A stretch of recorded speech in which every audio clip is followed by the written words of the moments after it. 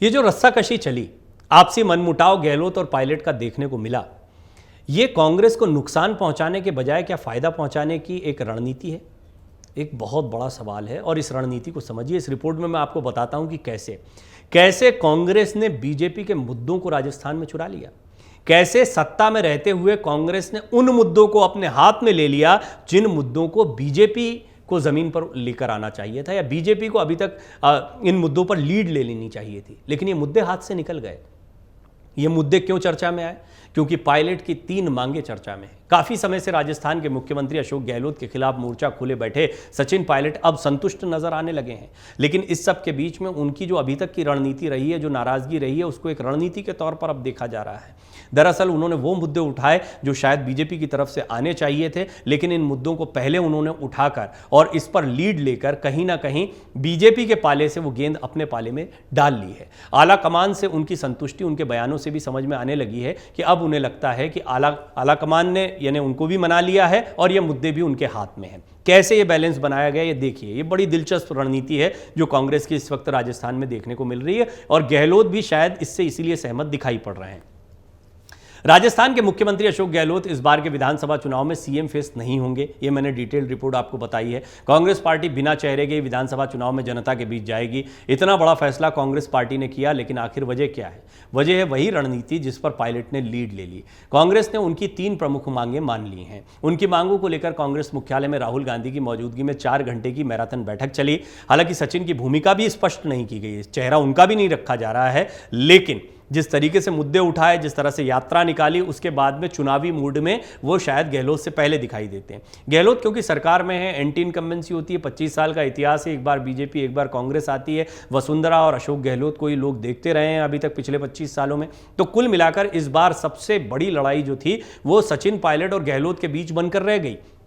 इस सब के बीच में पायलट बहुत पहले से चुनावी मोड में आ गए, बेशक बागी अंदाज में दिख रहे थे, लेकिन उन्होंने वो मुद्दे उठा दिए जो बीजेपी को सड़क पर उठाने चाहिए थे और पायलट उठाते दिखाई दिए। पायलट अब कांग्रेस के साथ में खड़े हुए हैं, वो भी एक चेहरे के तौर पर उतार दिए गए हैं। गहलोत और पायलट मंच साझा कर रहे हैं। सस्पेंस बरकरार है कि कौन इनमें से बनेगा मुख्यमंत्री, ये तो आने वाला समय बताएगा। सचिन पायलट की भूमिका की घोषणा भी जल्द होगी कि उनको क्या कैंपेन कमेटी का चीफ बनाया जाएगा, प्रदेश प्रमुख बना दिया जाएगा, लेकिन इस सब के बीच में उनकी 3 प्रमुख मांगे हैं, वो चर्चा में हैं। वो एक बार फिर मैं आपके सामने रखता हूं और कैसे बीजेपी के मुद्दे कांग्रेस ने चुरा लिए वो समझ में आएगा आपको इससे। पूर्व उप मुख्यमंत्री सचिन पायलट की मुख्य मांगों में पूर्व सीएम वसुंधरा राजे के कथित भ्रष्टाचार की जांच की मांग की गई है। पेपर लीक कांड और आरपीएससी में गड़बड़ी भी इसमें शामिल थी। इन मांगों पर सरकार ने उन्हें जरूरी कदम उठाने का आश्वासन दे दिया है। यानी अगर आप देखें पहले कि आला कमान तो उनसे बहुत ज़्यादा विरोध में इन मांगों को लेकर नहीं होता, लेकिन गहलोत के लिए दिक्कत थी क्योंकि अपनी सरकार से सवाल पूछ रहे थे। अब सरकार ने भी इस पर स्टैंड ले लिया, तो कहने का मतलब है कि सरकार ने एक तरीके से विपक्ष के एक मुद्दे को उठाकर खुद के घर में उठाया, खुद ही सॉल्व करने की बात कह दी है। बहुत बड़े मुद्दे हैं ये, पेपर लीक का मुद्दा, भ्रष्टाचार का मुद्दा। राजस्थान में और क्या सियासी मुद्दे हो सकते हैं जो अशोक गहलोत के खिलाफ चलाए जाएं? अब बीजेपी किन चीज़ों के साथ में उतरेगी? बीजेपी ये कह रही है कि प्रधानमंत्री मोदी का कामकाज है, उनकी रैलियां हो रही हैं, बड़े बड़े नेताओं की रैलियां हो रही हैं और खुद गजेंद्र सिंह शेखावत जो हैं वो जगह जगह पर कई योजनाओं का शिलान्यास करते दिखा। खासतौर पर जल शक्ति मंत्री होने के नाते बहुत महत्वपूर्ण उनका विभाग भी है, बड़ी महत्वाकांक्षी ये महत्वाकांक्षी मंत्रालय रहा भी है प्रधानमंत्री मोदी के लिए। लेकिन इस सब के बीच में जो ज़मीनी मुद्दे होते हैं, जो बड़े मुद्दे होते हैं, जो नैरेटिव सेट करते हैं, वो कहाँ हैं? आपको बता दें, खबरें चल रही थी कि सचिन ने वसुंधरा राजे के भ्रष्टाचार या कथित भ्रष्टाचार जो उनके समय काल में हुआ है उसकी जांच की मांग की। इस मामले में सरकार वसुंधरा के कथित भ्रष्टाचार की जांच के लिए सरकारी कमेटी बनाएगी। सचिन को जांच करवाने का आश्वासन दिया गया। सचिन पायलट की दूसरी मांग पेपर लीक कांड से जुड़ी थी। इस पर गहलोत सरकार पेपर लीक करने वालों को उम्र कैद की सजा का प्रावधान ला रही है। हालांकि पहले दिमागी दिवालियापन कहा गया था, जो कंपनसेशन देने की बात थी उस पर उन्होंने कहा था कि जो पेपर लीक हो जाता है, छात्र आते हैं, उनको बड़ी दिक्कतें होती हैं, गरीब होते हैं, दूर दूर से आते हैं, उनको मुआवजा दिया जाए। तो कहा था कि ऐसा कहीं नहीं होता है गहलोत की तरफ से, ये तो दिमाग का दिवालियापन ऐसी मांग करना। लेकिन अब उसमें उम्र कैद की सजा का प्रावधान करके कि हम इसको अटेम्प्ट कर रहे हैं, इस बात को भी आपकी। उन्होंने तीसरी मांग की थी कि Rajasthan public service commission RPSC में गड़बड़ी ठीक की जाए। इसका भी सरकार ने उनको आश्वासन दे दिया कि सरकार ने कहा है कि इसे ठीक करने के लिए जरूरी कदम उठाए जाएंगे।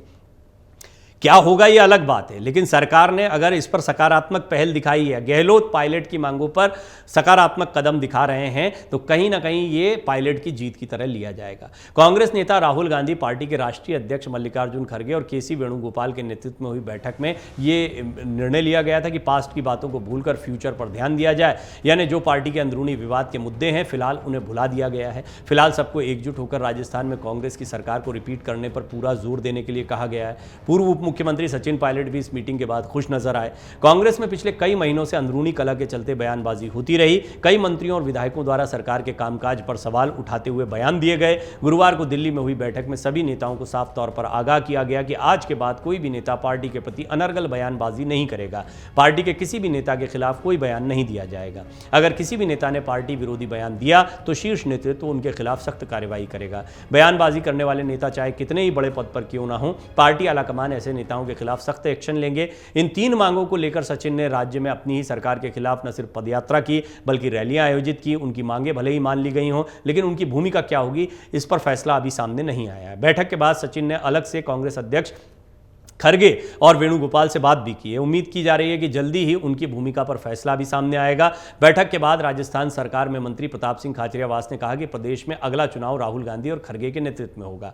गहलोत एक मंजे हुए खिलाड़ी हैं और उन्हें मुख्यमंत्री पद से हटाना पायलट के लिए अलग चुनौती रही है। इसलिए अब पायलट ने अपनी रणनीति को बदला है। वो अगले विधानसभा चुनाव में अपने समर्थकों के लिए ज्यादा से ज्यादा टिकट चाहते हैं। इसके साथ ही वो प्रदेश में अध्यक्ष बनना चाहते हैं। उप मुख्यमंत्री का ऑफर भी उनको हो सकता दिया जा सकता है या फिर कैंपेन कमेटी का अध्यक्ष बनाया जाए।